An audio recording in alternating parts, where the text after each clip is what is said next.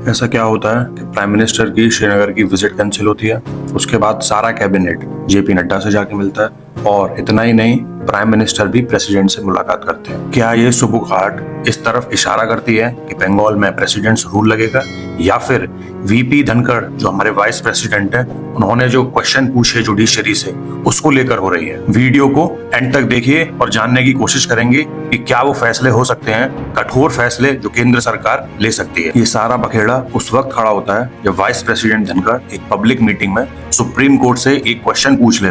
पूछते हैं कि क्या supreme court writ mandamus president के खिलाफ जारी कर सकता है। यहाँ रिट मैंडेमस का मतलब कि सुप्रीम कोर्ट प्रेसिडेंट को निर्देश दे सकता है क्या। इसको डिटेल में समझने की कोशिश करते हैं कि ये शुरू कहाँ से हुआ और वाइस प्रेसिडेंट धनखड़ के जो रिमार्क्स हैं सुप्रीम कोर्ट को लेकर वो किस वजह से आए हैं। ये वाकया शुरू तब होता है जब तमिलनाडु की सरकार सुप्रीम कोर्ट पहुंचती है और कहती है कि गवर्नर उनके बिल्स जो वो वहां से पास कर चुके हैं उन्हें असेंट नहीं दे रहे हैं, और तमिलनाडु के गवर्नर टीएन रवि जब कुछ बिल्स को एसेंट नहीं देते हैं और कुछ को कंसिडरेशन के लिए प्रेसिडेंट के पास भेज देते हैं, जिसे प्रेसिडेंट भी कुछ समय के लिए अपने पास होल्ड करके रख लेते हैं। इसी बात पर supreme court writ mandamus president और गवर्नर के लिए जारी करता है और उनके लिए एक समय सीमा निर्धारित भी करता है। सुप्रीम कोर्ट कहता है कि प्रेसिडेंट को या गवर्नर को 3 महीने के अंदर असेंट देना होगा। इस पूरे मामले में सुप्रीम कोर्ट ने प्रेसिडेंट को न तो पार्टी बनाया न गवर्नर को पार्टी बनाया, उनको सुना नहीं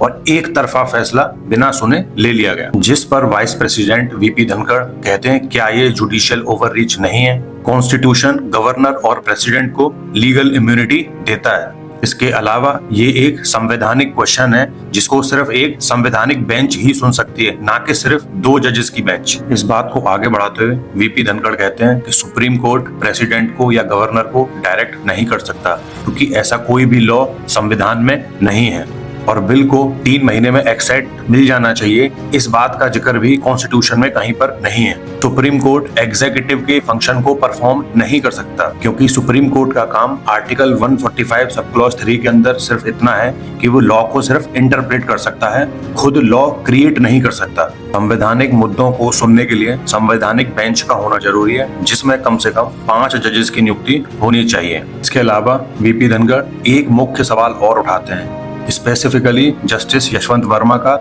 जहां जिनके घर में आग लगने की वजह से आधे जले हुए नोट बोरों में भरे हुए मिले थे। उस केस की इन्वेस्टिगेशन 3 मेंबर कमेटी जो सुप्रीम कोर्ट ने अपॉइंट करी है वो कर रही है। वीपी धनखड़ आगे कहते हैं कि अगर यही सारी स्थिति किसी आम आदमी के घर में हुई होती तो उसकी कार्रवाई एक इलेक्ट्रॉनिक रॉकेट के तरीके से आगे बढ़ी होती। इन्वेस्टिगेशन का काम पुलिस, सीबीआई और इन सारी संस्थाओं का है, ना कि सुप्रीम कोर्ट की उस 3 मेंबर कमेटी का, क्योंकि कोई नहीं जानता वो 3 मेंबर कमेटी किसको रिपोर्ट करेगी, उसके बाद क्या वो कार्रवाई होगी, क्योंकि अब तक की कार्रवाई जो हुई है उसमें सिर्फ उनका ट्रांसफर हुआ है। ये सारी सुबुगाहटों को अगर ध्यान से समझने की कोशिश करें तो एक बात शायद हमें समझ में आनी चाहिए कि जुडिशरी को लेके शायद कुछ फैसले किए जा सकते हैं, क्योंकि इससे पहले जब मोदी सरकार 2015 में एनजेएसी एक्ट लेकर आई थी अपॉइंटमेंट रिलेटेड जुडिशरी के लिए, उस वक्त उसको सुप्रीम कोर्ट ने नल एंड वॉइड डिक्लेयर कर दिया था। तो एक संभावना ये बनती है कि हो सकता है केंद्र सरकार के दिमाग में ऐसी कोई बात हो जो जुडिशरी रिफॉर्म्स को लेके